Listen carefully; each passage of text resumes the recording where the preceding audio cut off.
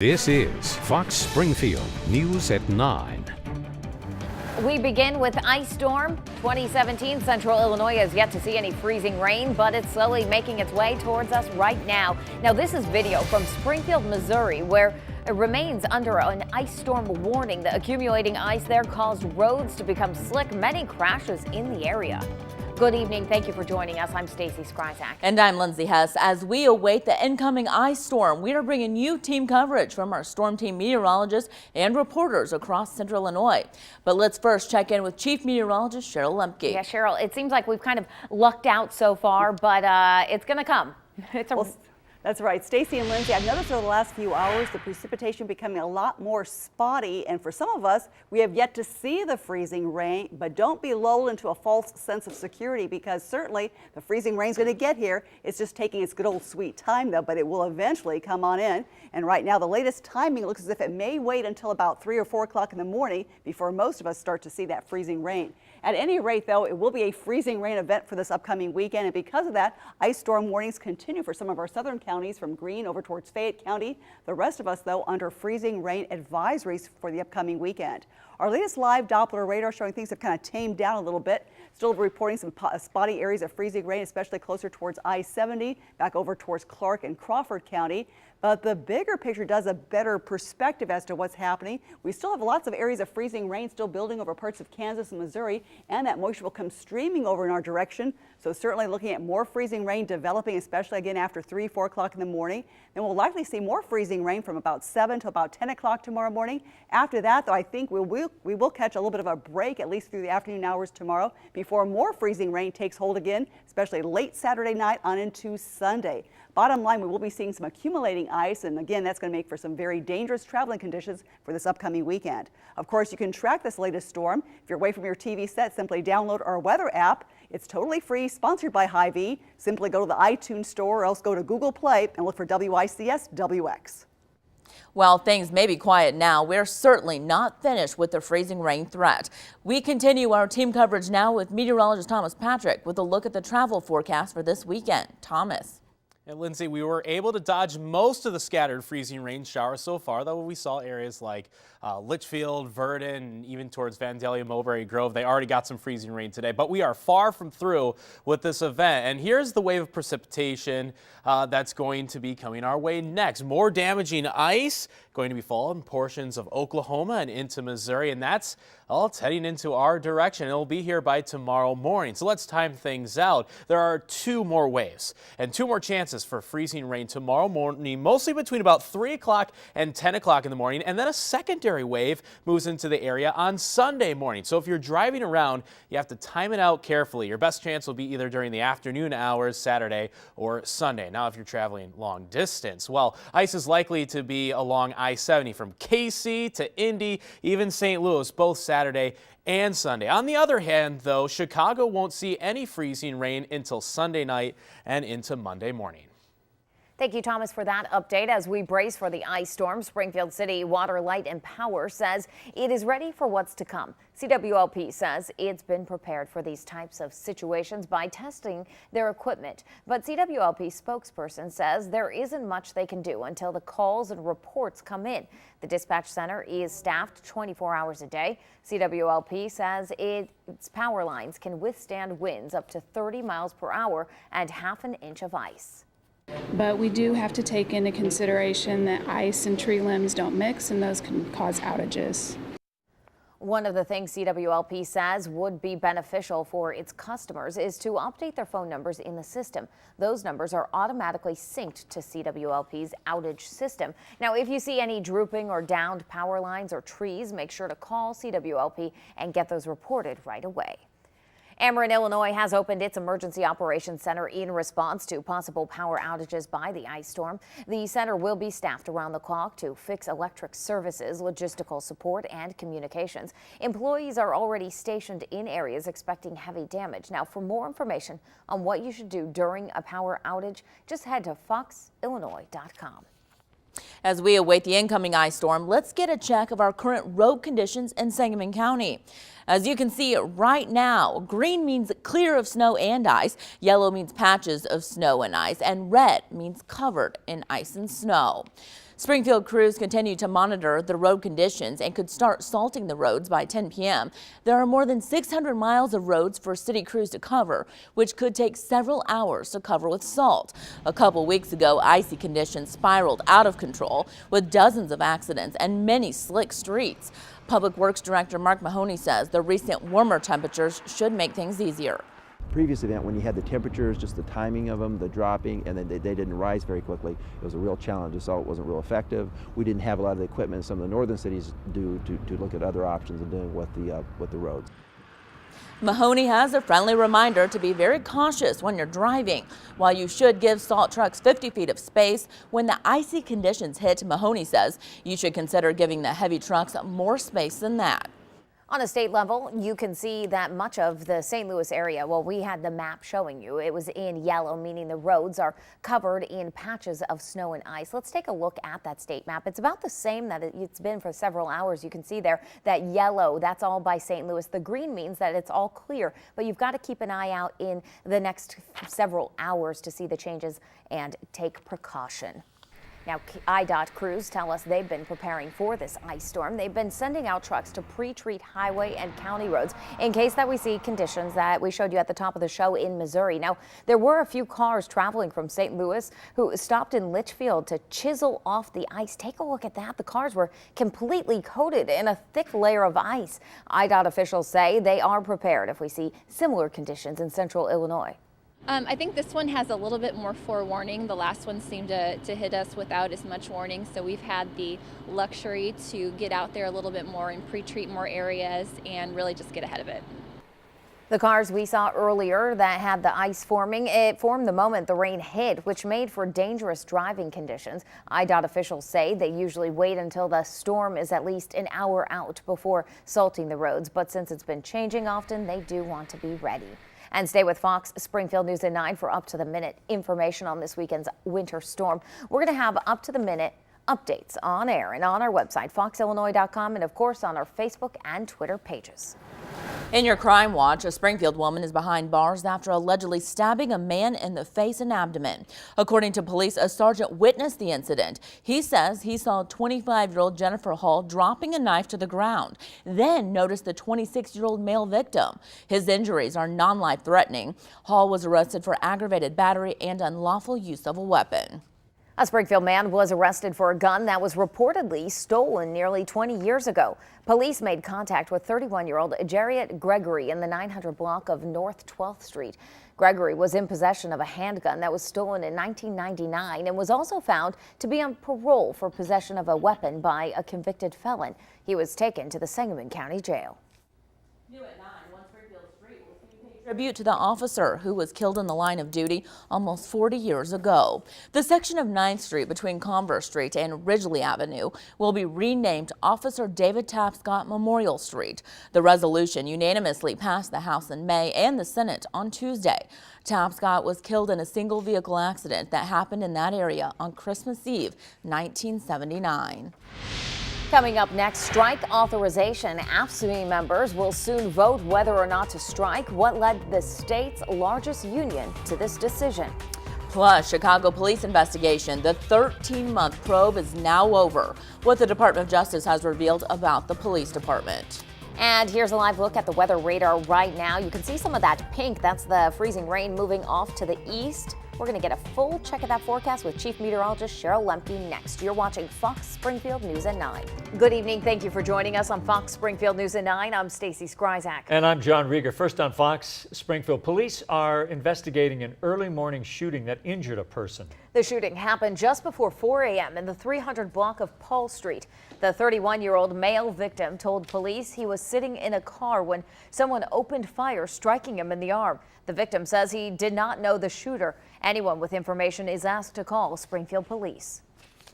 Police say they've noticed a surge in gun crime in the capital city, and they have advice on how to avoid it. There have been 4 armed robberies and 2 shootings in just the past 10 days.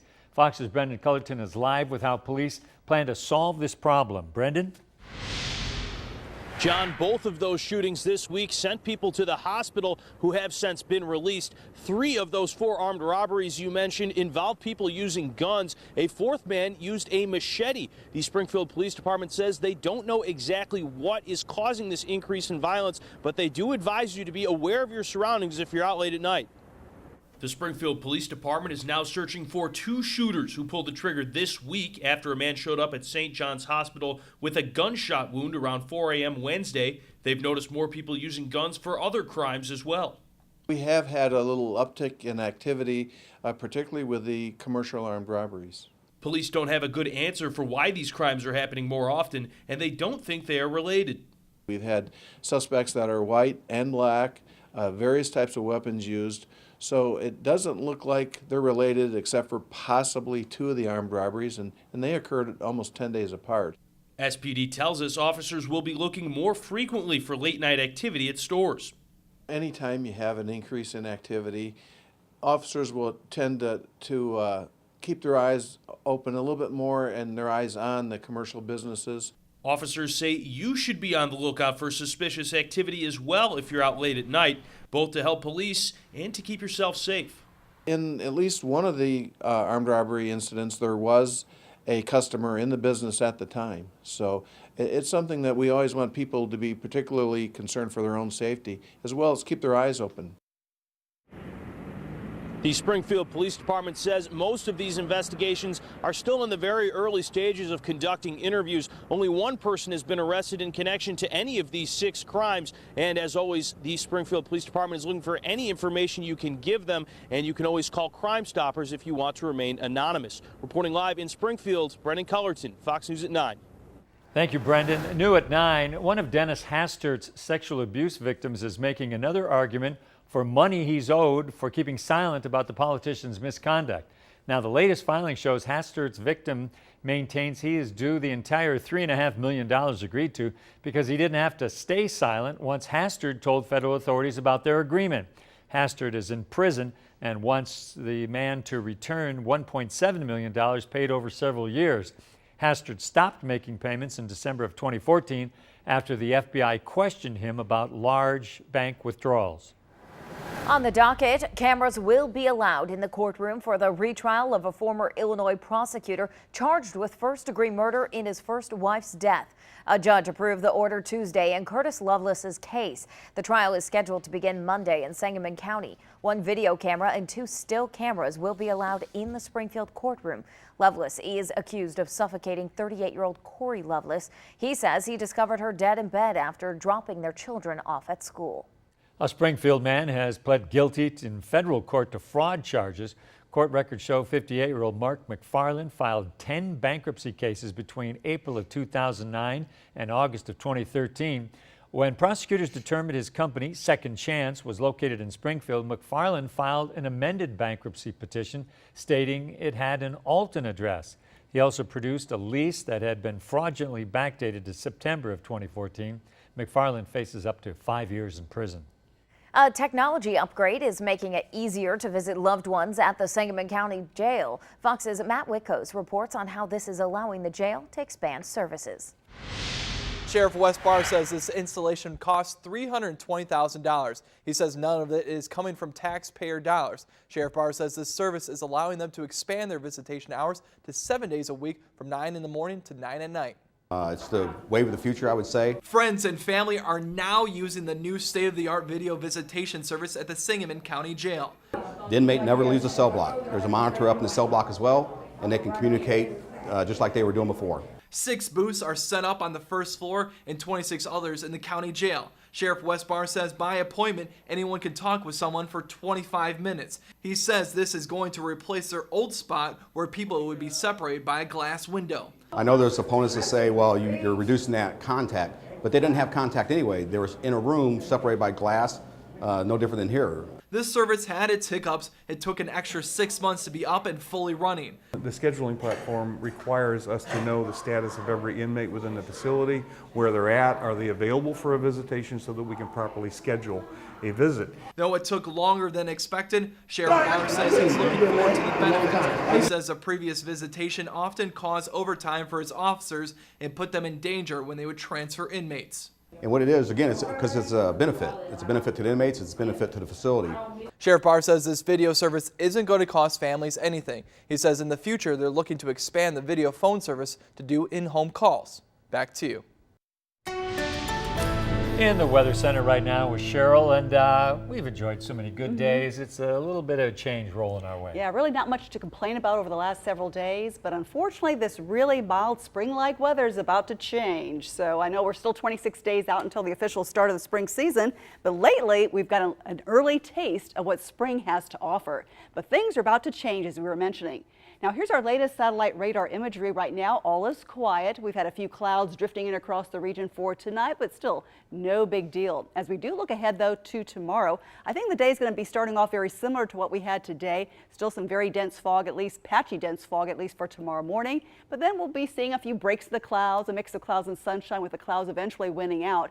And I do think there'll be a chance for a few spotty showers for tomorrow, but an even greater likelihood of seeing some showers and thunderstorms certainly on Friday.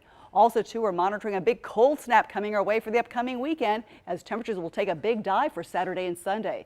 So our top weather stories, certainly that chance to see much colder weather. Also, too, a chance to see some heavier showers and some thunderstorms, as some of these could be turning severe. We'll have all these stories and much more, though, coming up in just a few minutes. Also, too, don't forget to download our weather app. That way you can track some of these incoming weather systems. Our weather app is sponsored by Hy-Vee, and our weather app is totally free. Simply go to the iTunes store or else go to Google Play and search for WICS WX. Thank you, Cheryl. Capital City Watch now. Springfield's new fiscal year begins next week, and Mayor Jim Langfelder says the city is right where it should be for the upcoming year. The city's overall budget stands at $122.5 million, with $600,000 being generated from the hotel motel tax, as well as $890,000 in cuts and a 3-month hiring freeze. But he says city workers should be able to handle any extra workload. For the most part, there'll be 3 months lag, and I think people will just have to work with it, and I think the service won't suffer that much because of that. Mayor Langfelder also added that the state budget is having an impact on city revenue. He says state employees are not buying the big ticket items that produce tax income for the city. If you live along MacArthur Boulevard in Springfield, you may notice a new street name. A part of South MacArthur Boulevard will now be called Old MacArthur Boulevard. Take a look at this map here. Now, to the left of the thoroughfare there, of the highway there, you can see a short street that is used to be where MacArthur ran all the way through. But now, as you can see, it veers off to the right there, going all the way south to Interstate 72.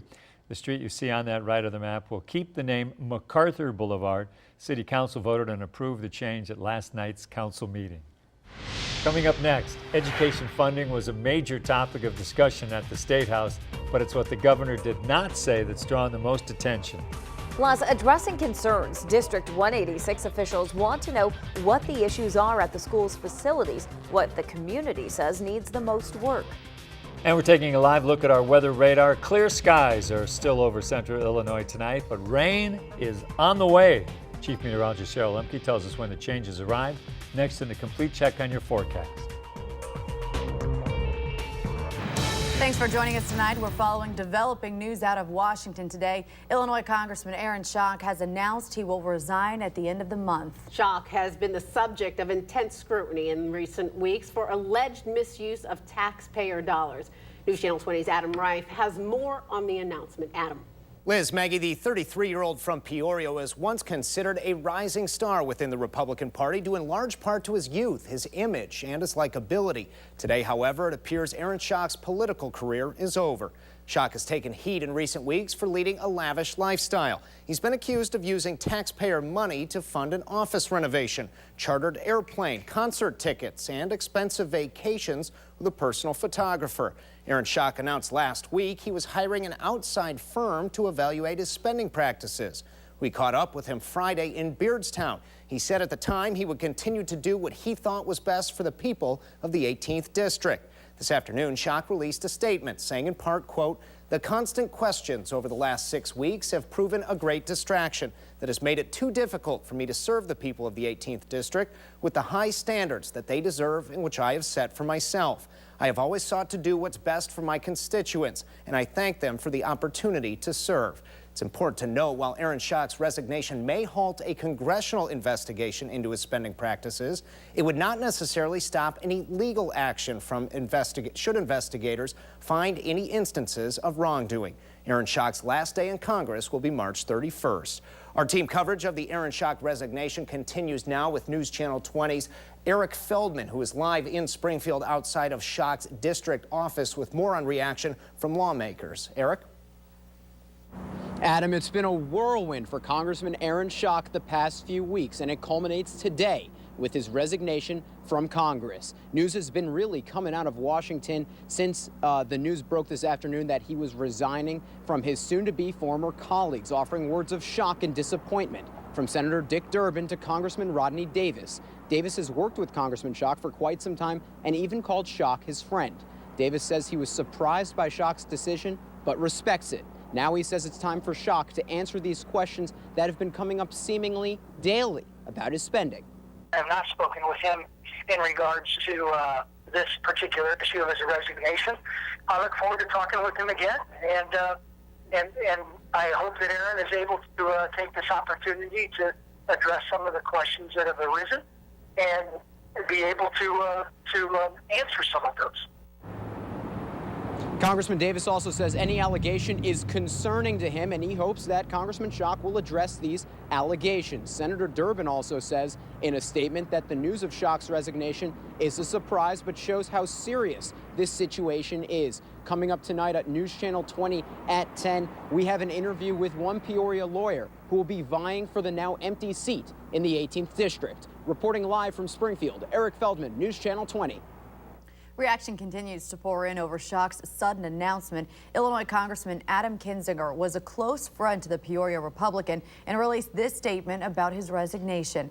The Northern Illinois Republican says, quote, "During my time in Congress, I have come to know and respect Schock's dedication to serving his constituents, his tireless advocacy for our country's future and the people in the 18th District.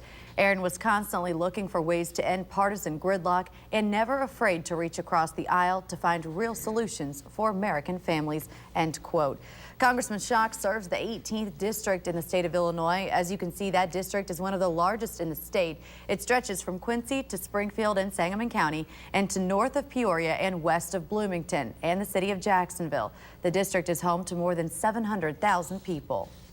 Congressman Aaron Schock started his political career at the State House here in Springfield. His colleagues there saying that they are surprised by the political star's fall, but replacing him will start soon. Senator Dale Ryder says that the governor has 5 days from the resignation to issue a writ. That's an announcement to all the county clerks in the congressional district, appointing a day for a special election. That election has to happen within 115 days of the governor's writ. The governor's going to set the election process, and then we'll see, I think, very quickly who will be doing what. Some lawmakers hope that the governor doesn't wait to set the election at the end of the 115 days because unlike the Senate vacancy, there is no appointment process for representatives. Even in the interim, Schock's district will go without a representative until a new one is represented in the special election. Governor Rauner released a short statement today saying this is a sad day for the people of Illinois and the 18th district. Congressman Schock's resignation has sparked rumors of a possible run from Republican State Senator Darren LaHood. News Channel 20's Jen Sullivan spoke to the senator and joins us now in studio with reaction. Jen. Maggie, Liz, Senator Darren LaHood was all smiles this evening when he told me he was, quote, seriously considering running for the 18th congressional seat. Tomorrow, he will make an official announcement on whether he will run. The Republican senator says he's always had higher political aspirations. Darren's father, Ray LaHood, was Congressman Schock's predecessor and occupied the seat from 1995 until 2009. Although he has not told me if he has spoken to his father about running, he has received encouragement from other political colleagues. I've gotten a lot of encouragement today from elected officials, my constituents, people all over the district to look at this seat and to consider, and that's a real honor to do that. So I'm going to do that. I'm going to be making an announcement tomorrow on my future plans for that seat. Now, Senator LaHood would not give specifics as to when he would make an official announcement. All we do know is that it will be tomorrow. Back to you. Thanks, Jen. Aaron Schock is a very beloved politician, and not only by voters in the 18th District. He's won each of his 4 elections to Congress, the last 2 by a landslide with about 74% of the vote. The 33-year-old lawmaker has been pegged among the GOP's most promising rising stars. He has also been frequently honored with national awards. Aaron Schock certainly appealed to voters, and tonight many of them are reacting to the Republicans' resignation on social media. On our Facebook page, Todd Starks wrote, "Absolutely the right move, and he should be required to pay it all back." Julia Daniel Antonacci commented, "There's obviously more to this story." Nottingham Familia wrote, "I'm disappointed in him. I voted for him and had respect. Just goes to show can't trust any of them. Need to elect non-politicians." Carol Tago said, "He should not resign. He's a good guy who cares about the people. Every politician has made some kind of mistake. At least his was a small one." Well, feel free to let us know your thoughts on our Facebook page. I, Donald John Trump, do solemnly swear. I'm so filled with faith. I'm hopeful. We are transferring power and giving it back to you, the people. I just knew I had to be here.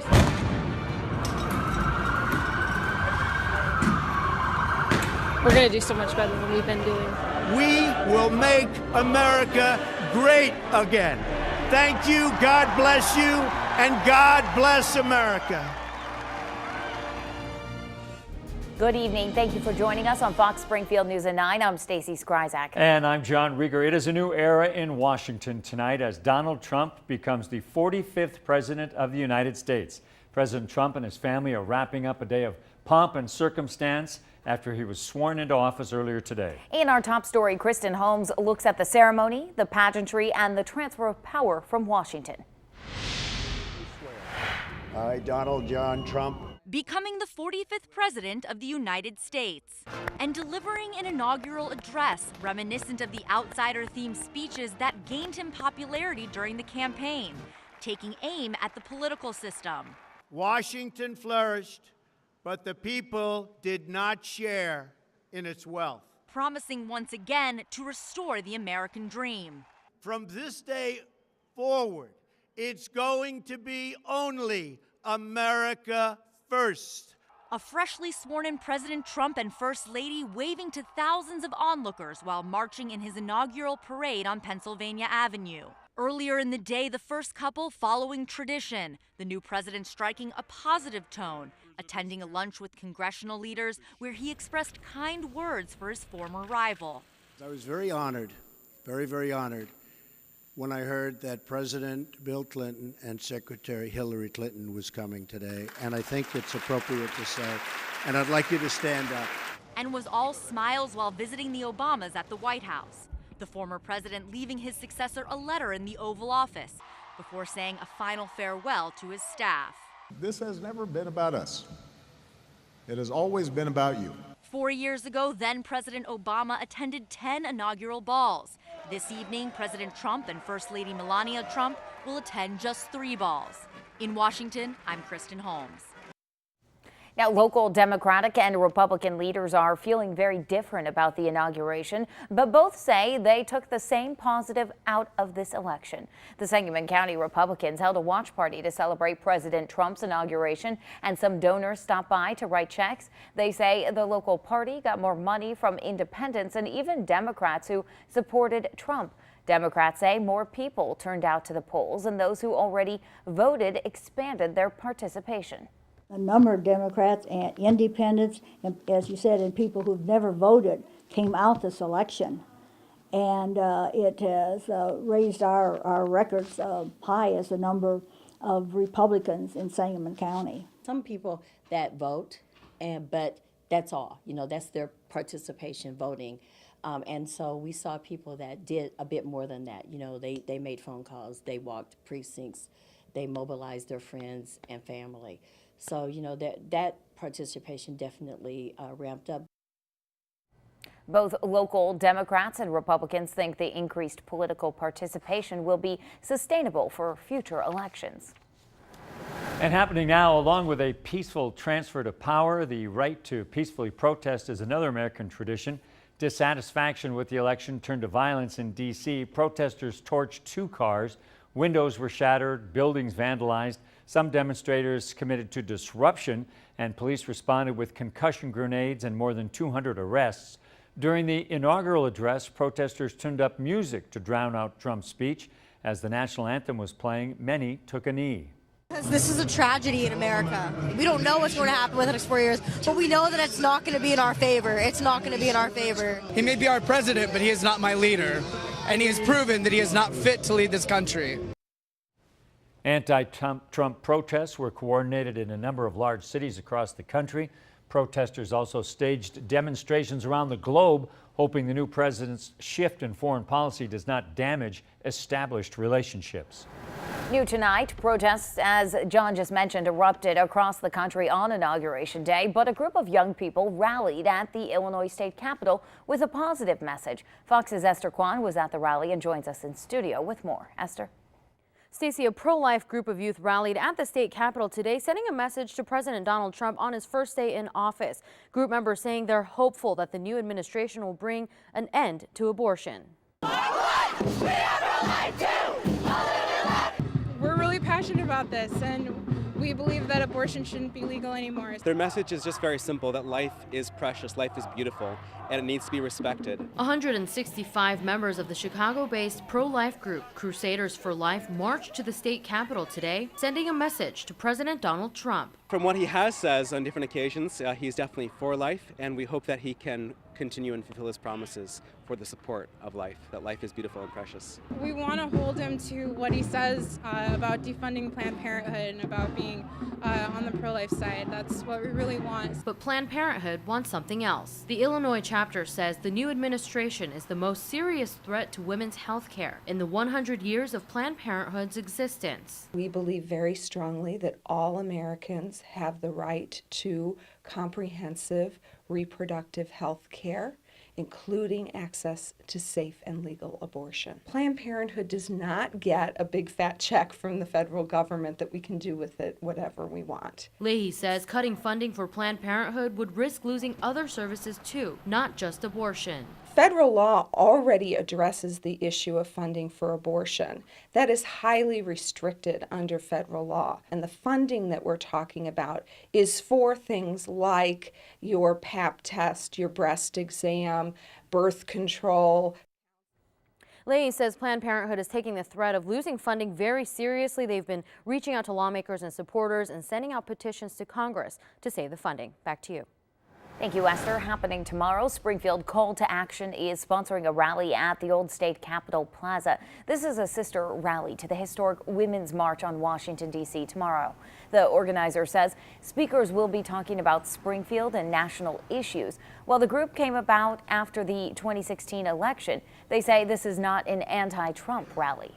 No, it's not an anti-anything rally. This is a supportive, inclusive rally to show, that we can work together to accomplish some great things. So it's not anti-Trump, it's not anti-anything.